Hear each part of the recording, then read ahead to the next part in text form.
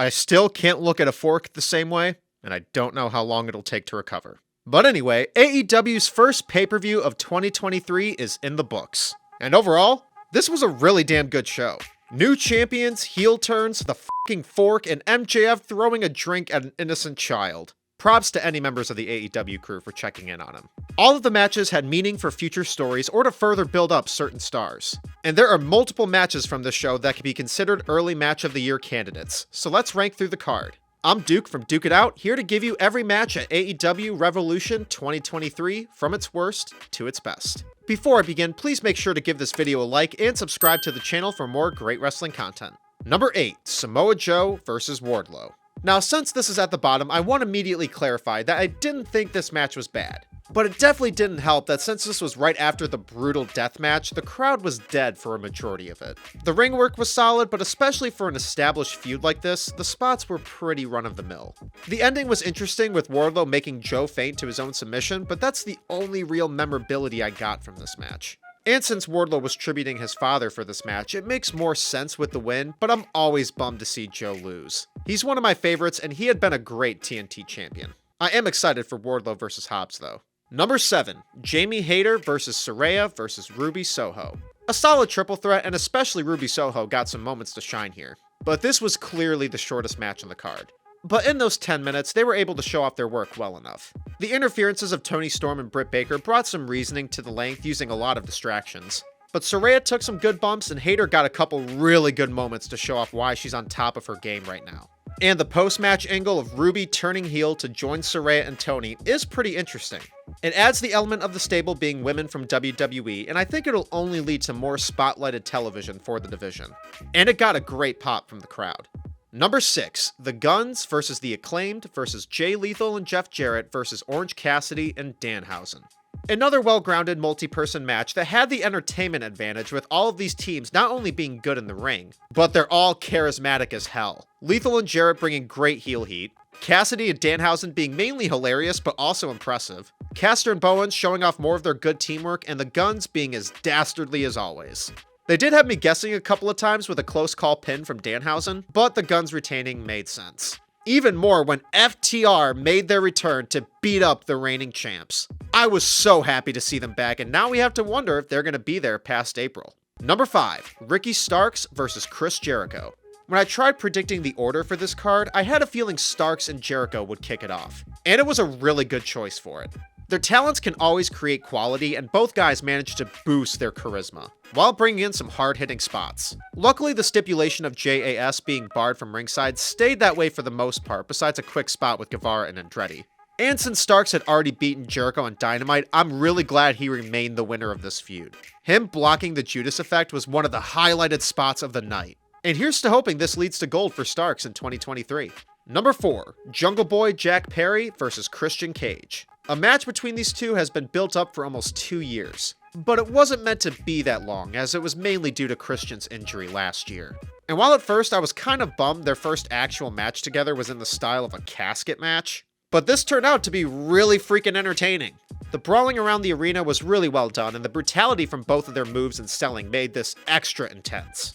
Christian always sneaks up on me with just how good of a heel he is, either from his cheating tactics or that sleeveless turtleneck. And Jack Perry upped the aggression while showcasing the highlights of his actual moveset.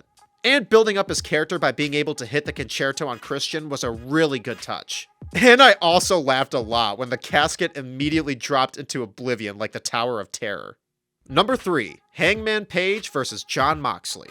What seems to be the closing match to what has been my favorite AEW feud over the past few months. I did wonder why they didn't save a match between them until Revolution, but we ended up with them getting a great overall trilogy of matches.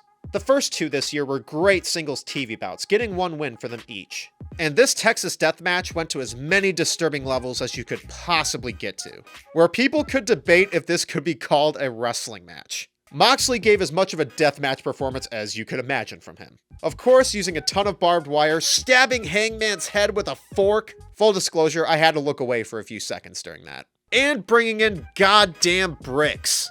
Trying to break Hangman's fingers and hitting a curb stomp with them.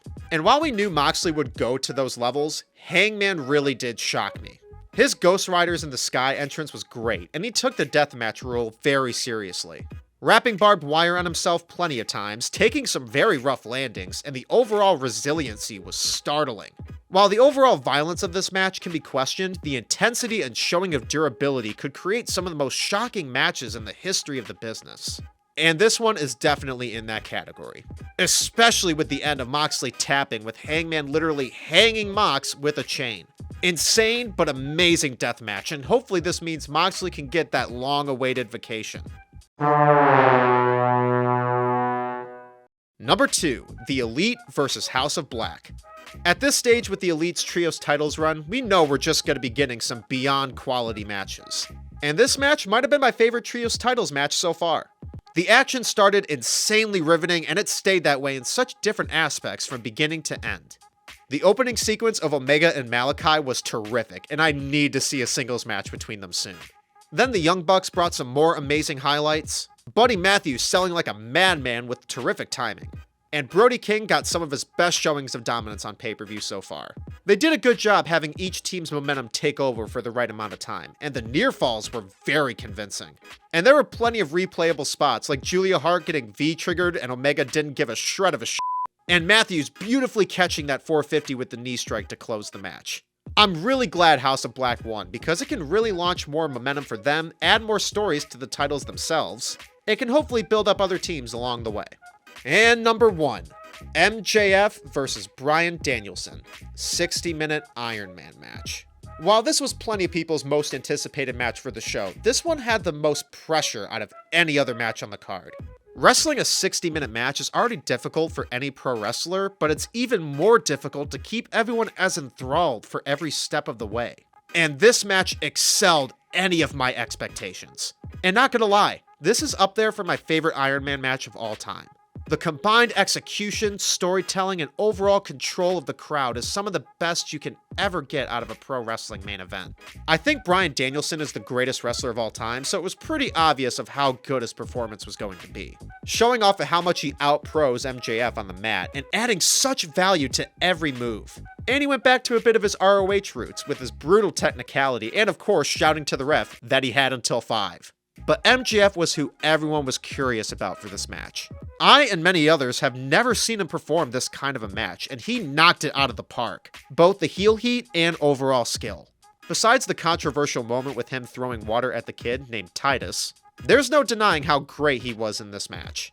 Portraying the cowardly part of his character to perfection while slowly building up some terrific spots to remind fans how much of a fantastic pro wrestler he is. From his quick countering to going outside of the box and doing an elbow drop through a table along with that insane tombstone.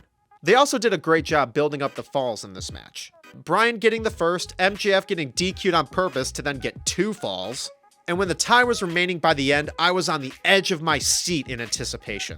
And it's the kind of reaction that highlights what got me into wrestling in the first place. Really convincing me on some of the near falls and the shocking result of Bryan Danielson tapping out to his own finishing submission.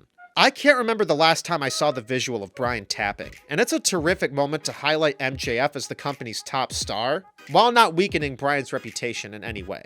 This match was a true testament to MJF, the AEW title, and the company overall. And if anyone told me that this was the best match in the company's history, it'd be hard to disagree. But I can confidently say this is AEW's best pay-per-view main event so far. So that was my ranking of AEW Revolution 2023. Please make sure to leave your ranking of the pay-per-view in the comments below. Thank you so much for watching this video. Please make sure to like this video, subscribe to the channel, ring the bell for notifications, and duke out your opinions below in the comments.